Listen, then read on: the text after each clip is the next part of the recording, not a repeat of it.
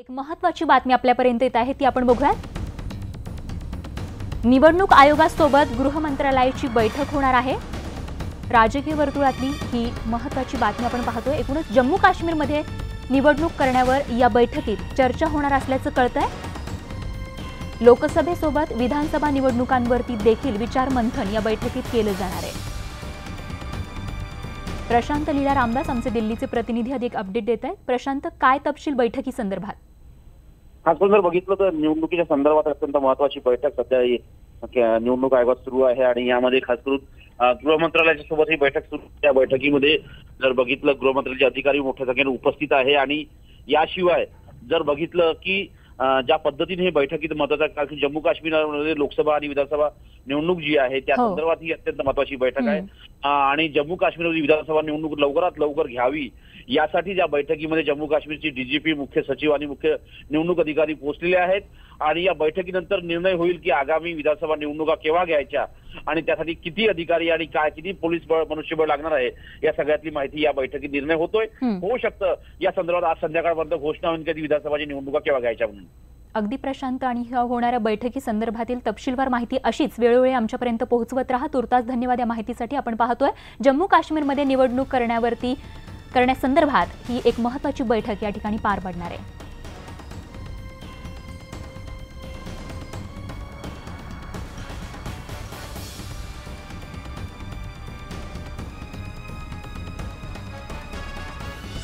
आणि या बातमीनंतर आता नाशिकमधून देखील आणखीन एक महत्त्वाची बातमी आपल्या हाती आलेली आहे। नाशिकच्या देवळाली स्टेशन परिसरात बेवारस बॅग सापडली आहे।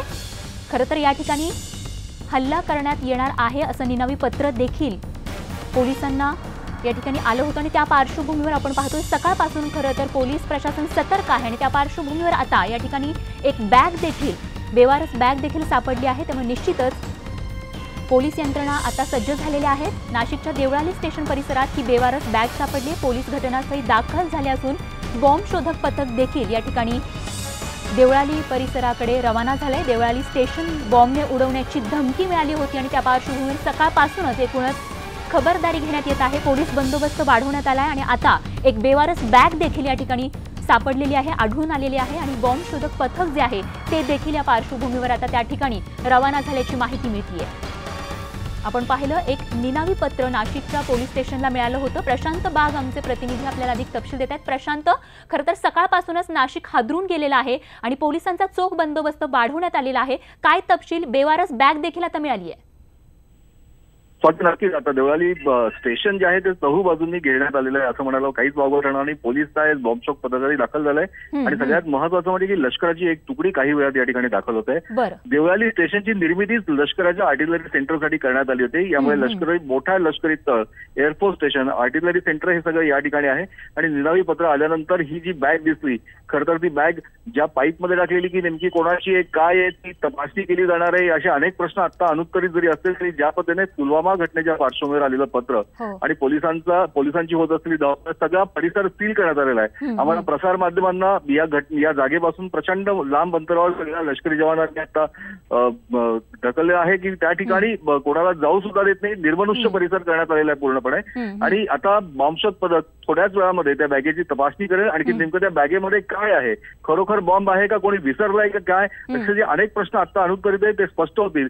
पण निनावी पत्र आलं आणखी लागोपाठ बेवारस बॅग सापडली, यामुळे मोठी खळबळ उडाली आहे आणि पुलवामा घटनेच्या पार्श्वभूमीवर अशा प्रकारची घटना होते यामुळे सुरक्षा व्यवस्थेची प्रचंड मोठी तारांबळ होते। हा सगळा परिसर आता सील करण्यात आलेला आहे। अगदी प्रशांत, आणि नागरिकांमध्ये निश्चितच भीतीचं वातावरण असणार आहे। त्यामुळे आता पोलिसांकडून काय खबरदारी घेण्यात येते ते देखील आपल्याकडून तपशीलवार जाणून घ्यायला आवडेल। तर प्रशांत यांच्याशी पुन्हा एकदा संपर्क साधण्याचा प्रयत्न करणार आहोत, कारण आपण पाहतोय नाशिकमध्ये सध्या तणावाचं वातावरण आहे। ही बेवारस बॅग ज्याची दृश्य आपण सध्या या क्षणी पाहत आहोत, ही बेवारस बॅग या ठिकाणी आढळली आहे। खरं तर सकाळपासूनच नाशिक हादरून गेलेलं आहे एका फोनमुळे, कारण त्या फोनमधून बॉम्ब स्फोट घडवण्याचा या ठिकाणी इशारा देण्यात आलेला आहे, एक धमकीचं पत्र या ठिकाणी देण्यात आलेलं आहे। त्यामुळे पोलीस प्रशासन सज्ज झाले आणि सकाळपासूनच या ठिकाणी यंत्रणा जी आहे ती सतर्क झालेली आहे। त्या पार्श्वभूमीवरती या ठिकाणचा जो पोलीस बंदोबस्त आहे तो वाढवण्यात आलाय। अशा प्रकारे पत्रानंतर आता एक बेवारस बॅग देखील या ठिकाणी आढळली आहे। त्यामुळे निश्चितच एक तणावाचं वातावरण, भीतीचं वातावरण इथल्या नागरिकांमध्ये बघायला मिळत आहे।